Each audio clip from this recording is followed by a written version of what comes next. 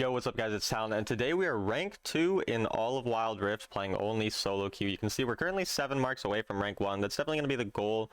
If we don't hit rank 1, I don't mind. I don't like putting too much pressure on it. I just kind of play the game, try to get better, and you know, the higher we climb, the better. But I do want to talk over one of my games. I just went on a 13-game win streak to get here, and I'm just going to go over one of the games, kind of talking through my thought process, and just talking a bit about what's allowed us to climb so high. And then real quick as well, here are my stats. 57.7% win rate, took 550 games. You can see all the stats here, but yeah, let's get right into the game. All right, guys, so getting right into the game, I have a very late game comp compared to obviously just the average comp. I mean, my comp scales so well that all I need to do as a jungler this game is get to the late game. So usually what I'll say is I want you to path towards your strong laner, I want you to play around them, and I want you to do as much as you can there. But what I'm looking for in this situation is, since I have all really weak laners, frankly, like all losing lane matchups, I want to find the lane that looks like the most likely for me to possibly break open or get a kill from, or the lane that has the most gank setup where there's going to be a possibility of something happening, just the most aggressive lane, those types of things. So I'm looking basically for where a fight's going to happen, and I want to be able to protect my teammates from that. Now, Melio Kaisa, they're not really that strong early game, but they also are pretty safe, you know, long range, like they can survive. They're probably fine enough. Maybe they'll get poked down a lot by Senna Ezreal, but realistically, if they get poked down, they'll be under their turret. They'll probably be able to survive long enough for me to recall and then go back topside if I need to, if the lane looks dangerous. Whereas Sion and Nasus, both melee champions, Nasus pretty weak early game. You never really know what's going to happen there. So I'm looking for that as the most likely opportunity to get a kill, especially because a lot of times Sions just want to die. Like, they don't care that much about dying. So if I can take advantage of a free kill, that's fine. And we can kind of see here, I'm sort of right in the sense that, you know, Sion's trading pretty aggressively. He's kind of close to our turret. There's a lot kind of going on there. Meanwhile, my Melio Kaisa, they're under their turret. Could have ganked that, definitely. Like, there's a chance, but Ezreal, you know, he can E out of my gank. Senna can root me. Like, it's pretty hard to gank them. So, again, that's just kind of why our early pathing looks this way. You see, we're kind of trying to pay attention to the lane still, see if I do need to recall go topside. You can see that's why I'm kind of paying attention to that. And then we're still looking over towards this Nasus and Sion as well. So, the reason that I'm kind of mentioning this as the early game is because this is one of the main improvements I've made to my gameplay recently that's allowed me to climb a bit faster than normal playing jungle. So I did play mid lane for a majority of my solo queue to sovereign push, but I've been playing jungle recently. And then here again, you see we look for this gank opportunity, we blow his flash, we get a little poke on him, and then we run away. So another thing, by the way, I'm running phase rush because my job is to engage and peel for my team this game, not to 1v9, so I'm not going first strike.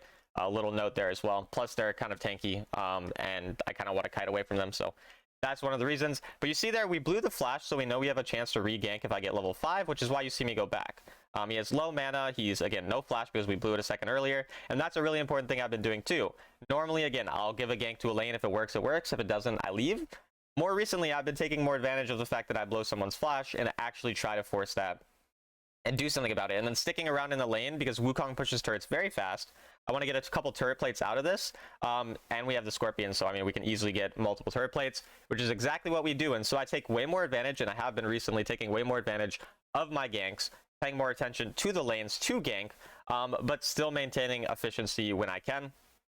So I'm not just like sticking around for an hour, right? You see my topside camps, they're spawning. Typically, your side that you started on, those camps will spawn around 230, 250, depending on, you know, which you start, whatever. I'm going back to them now.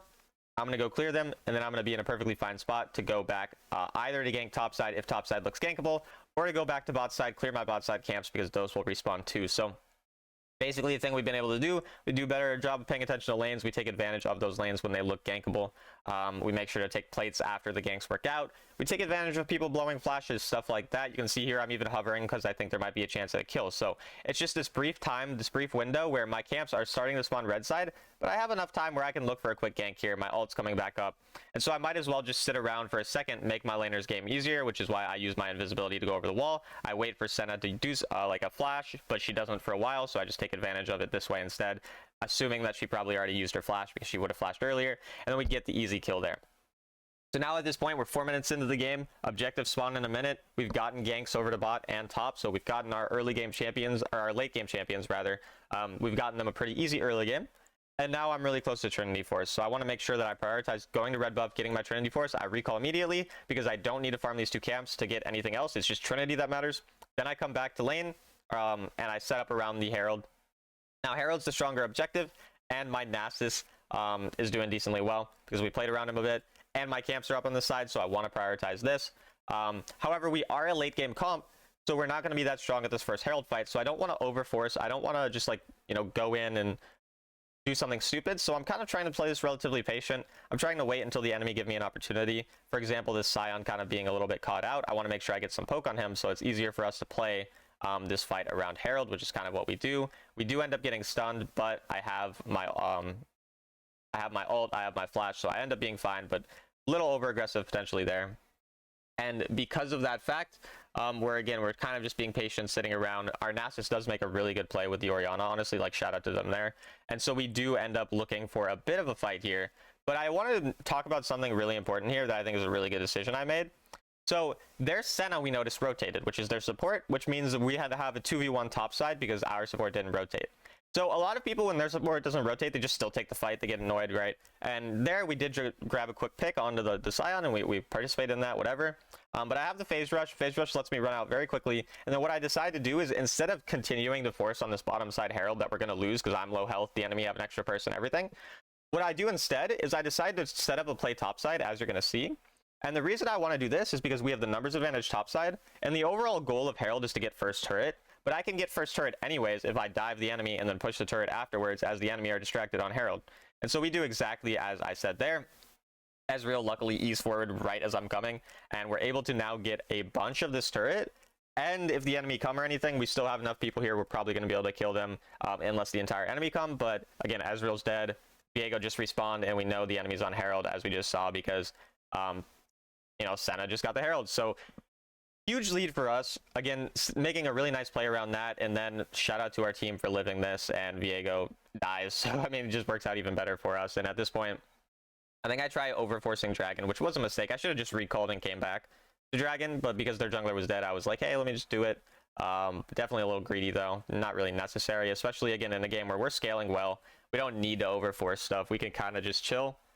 So yeah, a little over aggressive there. You see me kind of trying to hit it, and then I think I go in on the Senna here, and I think we like trade 1-for-1. It's not the end of the world, but I don't really want to die as a jungler right before the objective, so definitely not an ideal play by me. Should have just properly taken my recall, because, you know, could have chilled out, that type of thing.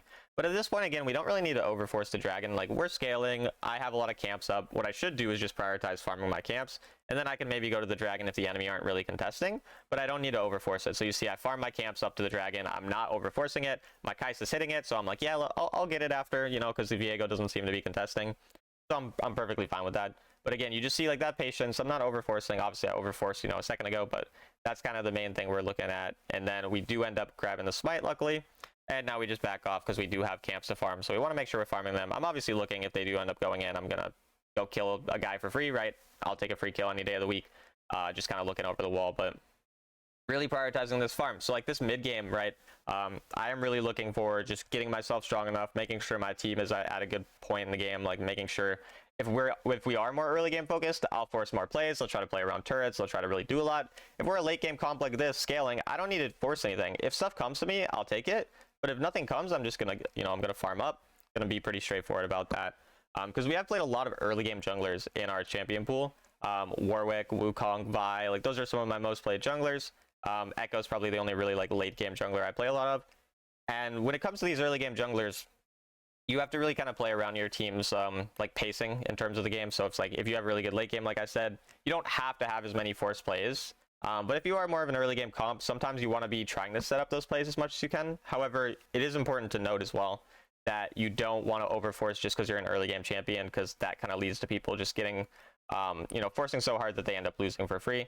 But here we end up forcing the turret because it's past 7:30, so I get full gold from the turrets, and the enemy recalled on a full wave for some reason. So we get a free turret out of that. Again, taking advantage of turrets like that is really important. It's something that I definitely think I've been doing a really good job of lately.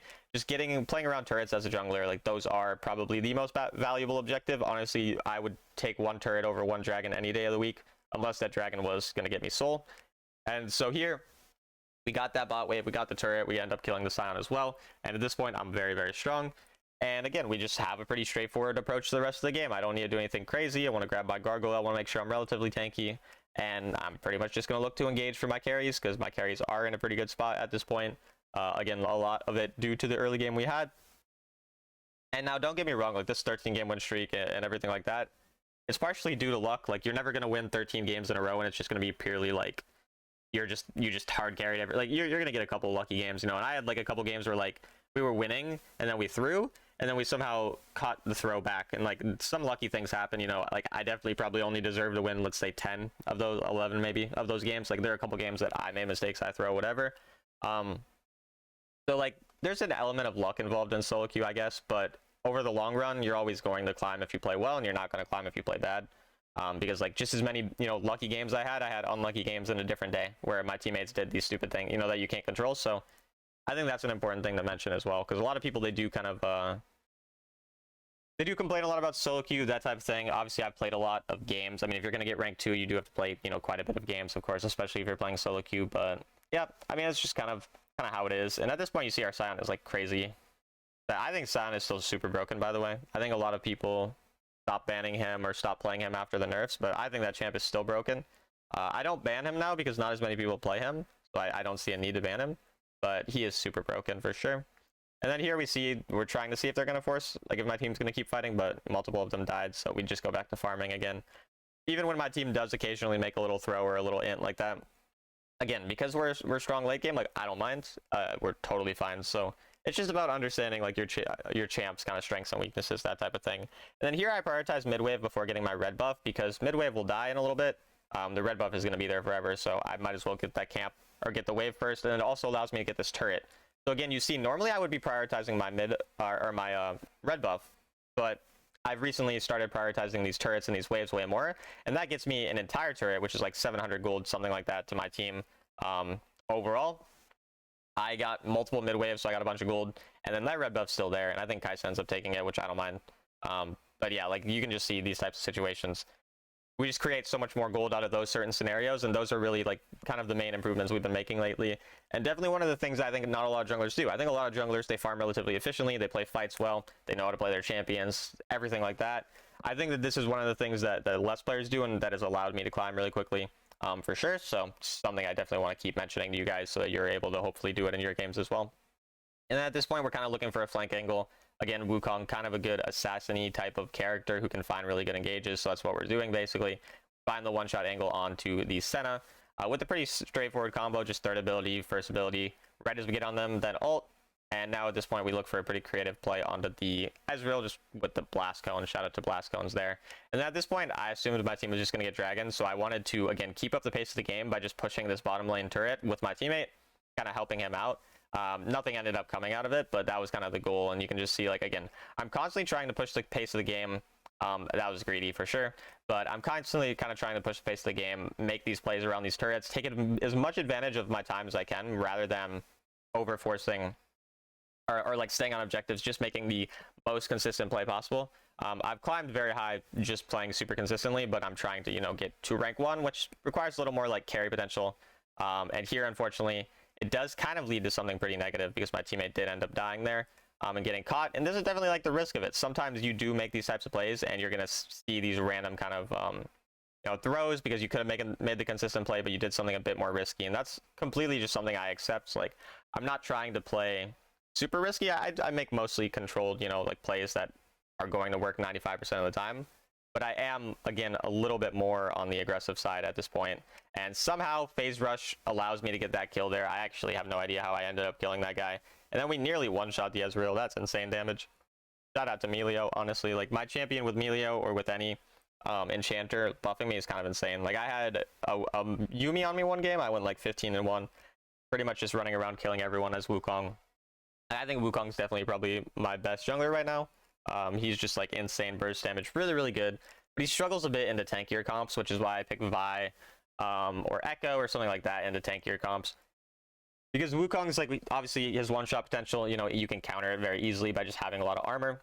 So we kind of have to, you know, be aware of that. You can build a bit tankier, but I mean, a more bruiser Wukong build is like kind of meh compared to, let's say, Vi or something. So it's important to kind of have that diversity in your champion pool. So that you don't struggle into multiple things. Like for me, again, I play about 4 junglers right now: Warwick, Wukong, Vi, and Echo. and like that's enough. I have AP, I have, you know, frontline, I have engage, I have assassin, I have everything. So that's kind of what I'm trying to look for with the champion pool. I don't want too many champions because it's hard to get good at them all, but having a couple, you know, which are diverse enough is pretty useful. Same with like my mid lane champ pool. I have AD, I have AP, I have an assassin, I have a mage, I have an ADC.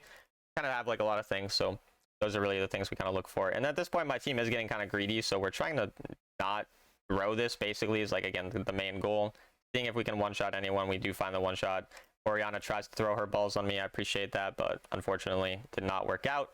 We get a couple kills there as a team, and we aced them. So I assume we go Baron. I don't really remember because, yeah, I just don't remember. But I think we go Baron. Maybe we don't. No, it looks like we ended up forcing the turret instead. So we get the buy-in hit. We wanted to see if we could end. We couldn't. So now we have to recall. And we don't get the Baron, so a little unfortunate, but we get the bot lane inhib, so I don't really mind, honestly. Probably was a bit better to go Baron, if I'm being honest, but like it's not the end of the world. We're still ahead. We got the inhib. We have pressure. I just hit my 4th item. And usually, like, once I'm hitting my 4th item at this point in the game, I'm not really looking to go farm more because the Elder spawns in 2 minutes, and usually the game ends around Elders. So what I'm looking for now is, like, control over the Baron side of the map, possibly find a fight angle, get vision, and then be ready for that Elder if it does spawn. Rather than farming a bunch. Like, usually if I do want to farm, I'll farm my buff, but at this point, I'm fine with my teammate just grabbing the buff. I don't really need to grab it, and again, I have my 4 items. This is as strong as I get for the most part, unless the game goes super long and gets really ugly. And then here, we kind of don't want to overforce stuff. I'm using my clone for some vision, because our Nasus is on the other side. And, like, we could definitely throw a fight if we just 4v5 and Nasus just, like, you know, isn't here, right? So we're kind of just trying to stall. It's not that we're not going to fight at all. We'll poke them, as you saw there on the Senna. Well, you know, we know we are strong enough. But what we don't want to do is just hard engage and risk everything unless we find a really good angle, which is what we find here. And holy crap, Orianna just lands a 4-man shockwave. So we end up going in on that, of course. But we try to be pretty patient so that our Nasus could end the game if we needed. So then here I end up going and flashing onto the Viego. The reason I flashed on the Viego there is because he took over Orianna, and Orianna is very squishy. So I wanted to flash and get as much damage on him before he became Viego again, because Orianna is very squishy, and so doing that allows me to get like half his health right away. I can win the 1v1, and because we stalled long enough, Nasus ends the game. So I just wanted to show you guys one of the games. This isn't the game that got me rank 2, but it was one of the games during our win streak as we were climbing up to rank 2. And yeah, I mean, I stream everything. It's solo queue only. So you guys can watch my stream anytime you want tips, ask me questions, anything like that. Always happy to help others get better. Hopefully we can grab rank 1. Again, like, I don't want to put pressure on myself to get rank 1 because I just like playing the game, and it doesn't get fun when you're overly chasing a rank to the point that it's just like, you know, it's just too much, right? So for me, play the game, have fun. Hopefully I can get rank 1. If not, I'll cry myself to sleep, and it'll help me sleep better at night because it'll like tire me out. So that's useful as well. I do coaching for $25 an hour. If you're interested, just DM me on Discord, Talon1169, or through the link in the description to my Discord server. I've been top 10 on the server like 5 separate seasons, half of them playing autofill. So I can coach you on any role, any champion, whatever you need. Examples on my YouTube videos as well. And yeah, hope you guys enjoyed. I'll see you later.